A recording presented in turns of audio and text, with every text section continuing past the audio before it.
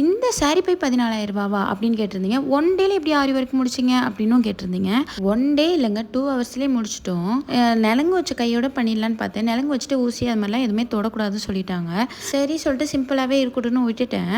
இந்த திங்ஸ் எல்லாம் நான் வந்து ரிஜிஸ்டர் ஆஃபீஸ்க்குன்னு மேரேஜுக்குன்னு சொல்லிட்டு ப்ளவுஸ் இதெல்லாம் எடுக்க போயிருந்தோம். அப்பவுமே நான் இந்த திங்ஸ் எல்லாம் வாங்கிட்டேன். சரி அதுவும் வேஸ்ட் ஆகும். அப்புறமா வந்து ப்ளவுஸும் சிம்பிளாக இருக்குன்னு அன்னைக்கு நைட் உட்காந்து என் ஃப்ரெண்டும் வந்திருந்தாங்க. அவங்கள வச்சு பண்ணலான்னு சொல்லிட்டு பண்ணோம். அவங்களுக்கு இதெல்லாம் தெரியாது. அப்பா நான் சொல்லிட்டு ஒரு கை முடிச்சுட்டு அப்புறமா வந்து எப்படி ஐடியாலாம் கொடுத்துட்டு நான் போய் மெஹந்தி போட போயிட்டேன். மெஹந்தி போட்டுட்டு திருப்பி வந்து நான் ஒர்க் ஸ்டார்ட் பண்ணிட்டேன்.